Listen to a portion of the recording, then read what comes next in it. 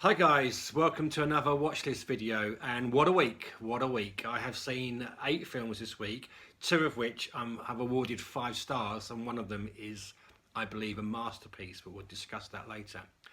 And I've also been watching a TV series called Twin Peaks for the very first time, believe it or not. Although I did, back in the day, probably see a few episodes of season 1, but for whatever reason, it didn't float my boat, but this time it has, but we'll talk about that on another video, I'm sure. So what I'm doing is continuing my watch this journey with a mixture of new films the last couple of years, films that I really should have watched but I haven't, and also continuing my East Asian film odyssey, where I'm trying to basically catch up and watch as many really good East Asian films as I can, films from China, Japan, and Korea, Taiwan. So I've also been watching a few East Asian films. So let's get right to it. And apologies for the moustache and the goatee, but this is for charity, doing Movember, which is a charity for men's cancer. So that's the reason why I've got the facial hair this week. So the first film that I saw was a film called The Other Lam, a film that I watched on Mubi streaming. Oh my word, what an amazing movie. I absolutely love this. It's not a 5-star film. It's not one of those. It's got some flaws. This was a movie that from the get-go I was completely entranced. The opening shot of 2 women through a waterfall set the scene. This is a film that is really a film that you would enjoy if you are a fan of beautiful photography and camera work and imagery. It's kind of got a Malick kind of feel to it. It's pretty short on plot. It's got a few dramatic bursts, but it's not a film that is going to be particularly engaging if you want a lot going on. It's very slow, but if you're a fan of kind of art house, slow film, pretentious films like I am, you're absolutely going to love this. The name of the director is a Polish lady. I'm going to have to look it up. A Polish lady called Małgorzata Sturmowska, pronounced incorrectly. So I'm going to try and check out her other work. This is the first film I've seen of hers. I mean, it's got. I'm not going to talk about the plot. I never do when I do these kind of reviews. I like to go in completely cold. So the film was actually recommended by a YouTuber called Dion Wynn, and I didn't know what it was about. If I just say it's Midsummer-esque, that will give you a clue. It's got an amazing dolly zoom shot in it. The dolly zoom is like the shot you saw when Roy Schneider's on the beach in Jaws, and I don't know if you can remember that. But so there's a lot of things thrown in where I think obviously this filmmaker is looking to impress with her directing and her camera work. It's a very, very accomplished piece of work, and I don't really know much about the director, and that's what I love about this hobby. You can now check out her filmography.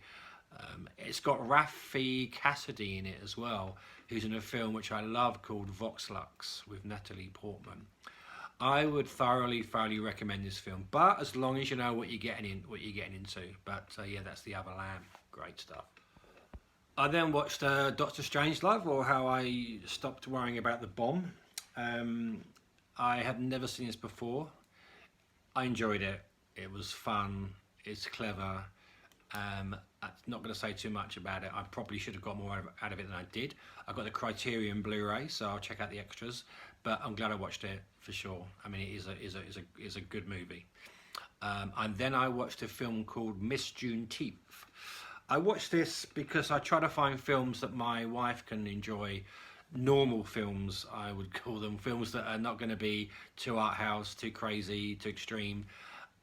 It was a good movie, ordinary movie. It's a lovely touches in the movie. Daughter, mother scenes were quite nice, but it's kind of a standard drama about a young black woman trying to bet herself and lost dreams, getting her daughter to enter a beauty competition. It's just not my cup of tea, but I watched it, and I think I'm glad I did. Next film I saw was I Am the Pretty Thing That Lives in the House. Bit of a mouthful there. Not sure why it's taken me so long to watch this film, because it's a film by Oz Perkins, who is probably one of the most interesting and best directors of horror films working today. I saw The Black Coat's Daughter a few months ago now, actually, and that is a very, very, very good horror film. If you're a fan of, I call it slow horror or horror poetry, if that's a genre, it's not gonna be for everyone, because it is so slow, and it's just, yeah, it's a quiet, slow film. It's not a horror film when you're not gonna see a lot of gore. You're not gonna see a lot of extremity. It's gonna be maybe one massive jump scare in the whole film. So if you can handle that, then this could be for you. I mean, all the elements of a good ghost story are here. You got the atmospheric score, big old creepy house, thunder, crackling rain. Like I said, a really big jump scare. And what I found happening was, I was continually looking for something to happen. I thought I was peering into the frame. Could I see the ghost in the background? What was that on the edge of the frame? I wasn't quite sure. It made you a little bit uneasy. The problem with the film is that, I mean, it starts really, really well. It's got an incredible opening sequence, which I'm not going to spoil or explain. You just watch it. I mean, it's on Netflix, I believe, this film, so you could always sort of just watch the first 10 minutes, see how you get on. But it's got a fantastic opening, kind of 15-20 minutes, and a really good kind of couple of minor jump scares. One reminded me a lot of It Follows, so if you watch it, you'll know what I mean. But it's one of those films that you expect something more to happen, but then you kind of realise towards the end of the film that this is the point. The director is kind of leading up the garden path a little bit. He's setting you up to fail almost, and he wants to try and do something different with horror. He wants to try and keep things simple and slow and atmospheric. I mean, the score is fantastic. It's a sort of film, though, that you need to be in the right mood for. If you're going to watch it on a small TV screen, just forget it. If you're going to watch it late at night on a big TV or projector or whatever, then that's great. Headphones on, maybe, because you've got plenty of atmosphere, you know. And I mean, it's certainly a film that I would recommend if you like horror films, for sure. Try out Oz Perkins and maybe start with The Black Coat's Daughter. I need to watch Gretel and Hansel now. I didn't even know that he directed this film. That was a film that was made last year, so I'm going to check that out. But yeah, that's what I thought of The Pretty Thing That Lives in the House. So we get to my first 5-star film, a film that was made in 2003, a film that I mean, the reason why I haven't watched it before is because it was directed by Lars von Trier, and I don't normally like his stuff. It's a bit too shocking for me, to be honest. But this film, even though it did have its shocking elements, this film was called Dogfield, which I'm sure you've all seen, probably. The film was kind of set up on a sound stage, so you're watching a theatre production, and you've got the camera work is all handheld and very shaky. The cast assembled was incredible. Nicole Kidman, Paul Bettany, Philip Baker Hall, James Caan, Lauren Bacall, Ben Gazzara, etc., etc. Yeah, to me, this movie was a masterpiece. The reason why I personally think it's a masterpiece, because it's a film that really got me got my emotions going all over the place. It's a great story, which always helps. A really good story, but it was just it's so many themes in this movie: love, hate, revenge. That kind of, it was quite Shakespearean. It was a film that really was all about the human condition, and it was a film that I mean, the sheer amount of subjects and issues that were brought up in this movie were incredible. and there was a couple of scenes, the bell ringing scene, if you've seen it, where it made me cry. So if a film makes me cry at my age, it's a pretty good sign. Yeah, complete genius, work of genius. Can't wait to watch it again. And I think maybe I'll check out more of this guy's work if I can stomach it. I mean, as I said, there were a couple of scenes that were pretty shocking, but they were necessary, and the ending of the movie just made so much sense. It's a film that I think you could take a lot of time to study, and people will get different things out of it. I mean, I read somewhere it's all about capitalism, which I kind of got that towards the end of the movie, but to me it was just a movie that it was like someone preaching about this is the human condition, this is the way it is, guys, and it was kind of like felt like a sermon. It was just wonderful. So yeah, that was my 5-star movie, Dogfield. Next film I saw was a documentary about the Korean K-pop girl band Blackpink. Saw that on Netflix. I'm smirking because it's a bit embarrassing, but I do like pop documentaries, and I kind of hate their music, but I like South Korea. I'm interested in South Korea as a culture, and I think that it was the kind of film that I thought I might enjoy, and I really enjoyed it. It was really good. The girls in the band are super intelligent and sassy and cool, and yeah, I mean, Blackpink movie, I can't remember what it's called, but there's a Blackpink movie documentary on Netflix, check it out. Next film I saw was film from 2006, Japanese animated film called Paprika. This is my second 5-star movie of the week. I'm still kind of digesting and thinking about this film. It was an experience that completely blew me away. The visuals are, well, groundbreaking, I would say. I can't even review it properly. I'm still kind of thinking about the movie. I need to rewatch it again, need to study it. I don't really know what it was about other than dreams. And I loved the theme music, the theme tune. I loved it. It's from the same director who did Perfect Blue, which was kind of was also on my watch list. So I really am missing out on these classic Japanese animated films. I think that it's going to be a film, like I said, that I'm gonna have to watch again. I know a lot of people didn't understand it, so I don't feel embarrassed that I didn't.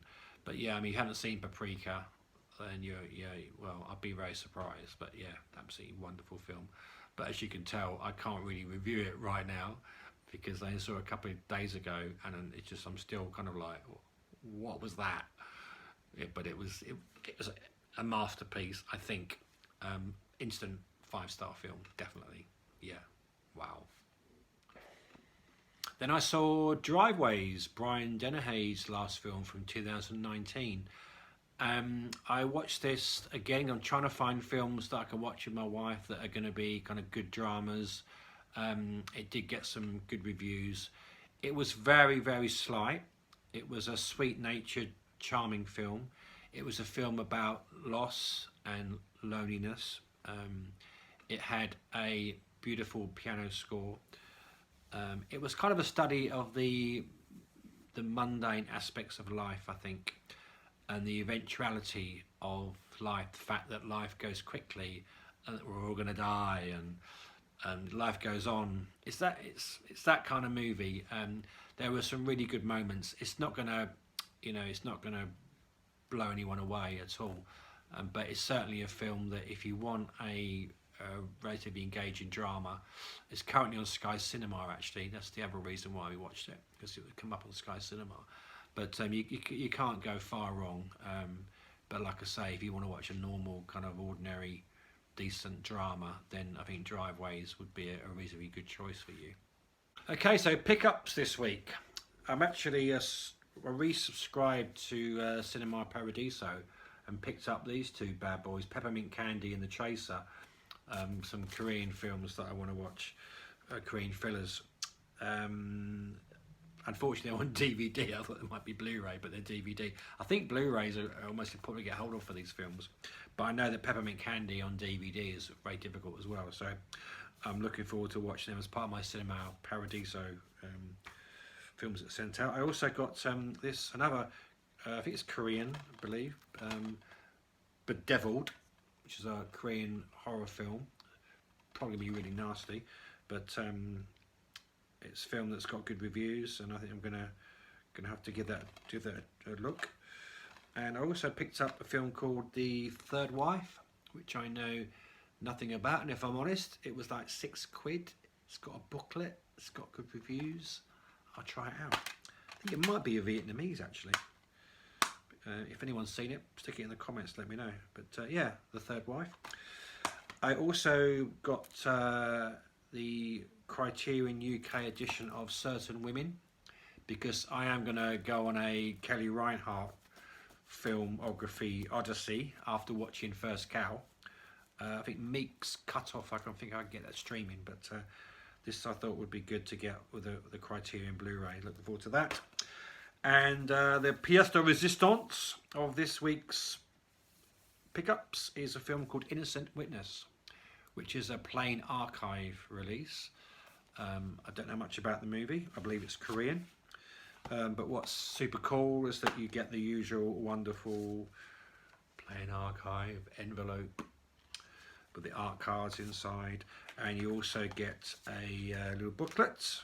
Well, it's not a booklet actually, it's more like a little kind of a fold out booklet, all in Korean, but who cares? But then of course you get the signed art card by the lead actress. I mean, come on, fantastic. I wasn't expecting that. Plain Archive don't actually advertise that you're going to get signed art cards, so it's just such a nice surprise and makes film collecting so much more fun. So yeah, looking forward to seeing that, and yeah, looking forward to letting you know what I saw this coming week.